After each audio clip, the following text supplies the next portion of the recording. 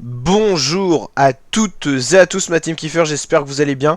Aujourd'hui pour cette nouvelle vidéo, comme prévu on suit le Giro 2022 et tout ce qui se passe autour. Et aujourd'hui on va revenir sur cette étape 13 et sur l'abandon de Romain Bardet qui était 4ème au général ce matin. Le résumé est bien sûr disponible en parallèle sur ma chaîne YouTube, donc n'hésitez pas à aller le checker pour voir ce qui s'est passé lors de cette étape. Pour vous teaser le truc, c'était une étape de plaine avec quand même une difficulté, une côte au programme. Et on a eu des échappées qui étaient vraiment très costauds, donc allez voir la vidéo pour savoir si les échappés ont été au bout ou pas. La team en tout cas c'était une étape somptueuse à suivre sur la chaîne YouTube. On a kiffé en tout cas suivre cette étape ensemble. On va parler du cas Romain Bardet. Là ça nous régale moins. Romain Bardet c'est un peu le chouchou des Français sur ce Giro. C'est le coureur français qui peut gagner ce Giro. Et il a abandonné aujourd'hui. Alors qu'est-ce qui lui est arrivé à Romain Bardet? On va essayer de comprendre pourquoi il a abandonné donc à 100 km de l'arrivée à Cuneo aujourd'hui alors qu'il était 4ème au général.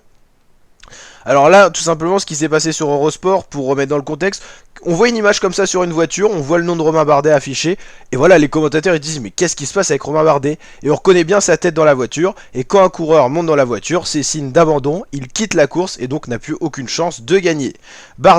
Romain Bardet a 31 ans, 12e tour, qu'est-ce qui lui est arrivé? Alors qu'il était 4ème, donc on l'a dit, du classement général avant le départ de cette 13ème étape, et a été contraint à l'abandon.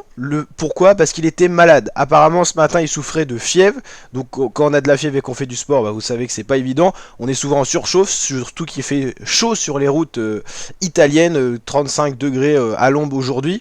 Et donc il est resté plusieurs minutes au sol, conscient mais victime d'un coup de chaud, certainement en référence à la fièvre qu'il avait, fièvre plus effort plus chaleur, et voilà. Et en gros ça serait un virus qu'il aurait avec des douleurs à l'estomac, donc un problème digestif. On sait que les coureurs, tout est très important, même un rhume peut contraindre à l'abandon sur un grand tour comme ça, quand on parcourt des fois 200 km en une journée, qu'on grimpe des difficultés très compliquées, et en plus qu'il y a un rythme infernal dans le peloton.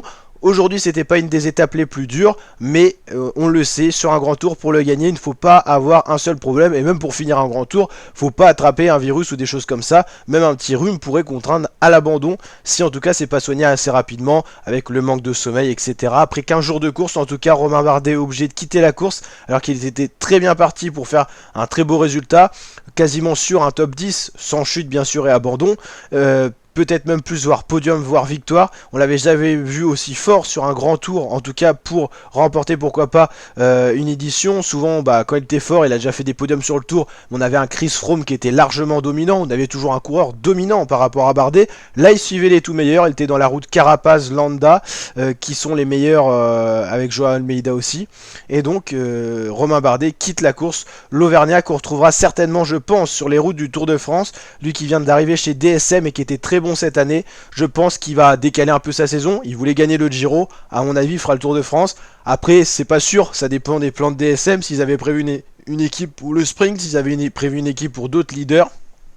En tout cas, Romain Bardet quitte la course et certainement que le leader maintenant sera Thymen Arensman qui est 11ème maintenant au général avec l'abandon de Romain Bardet.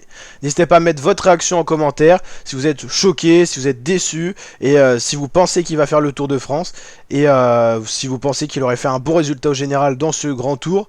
En tout cas la team, n'hésitez pas à liker la vidéo si elle vous a plu, à vous abonner, activer la cloche pour continuer de suivre le Giro. Malgré cet abandon, on va continuer à kiffer le Giro ensemble, il y a plein de victoires françaises encore possibles au niveau des étapes. Bon en général je vais pas vous faire rêver, ça va être compliqué pour un français, c'est même impossible, mais on va suivre tout ça sur la chaîne YouTube, donc n'hésitez pas à nous rejoindre, qu'on kiffe ensemble toutes les actualités du Giro sur ma chaîne YouTube, et on suivra bien sûr le Tour de France plus largement sur ma chaîne YouTube. Je vous dis donc à très bientôt pour de nouvelles vidéos ma team, ciao, et à très bientôt pour de nouvelles vidéos. N'hésitez pas à aller checker le résumé de cette étape 13 complet sur la chaîne YouTube, avant-dernière vidéo sortie juste avant celle-là.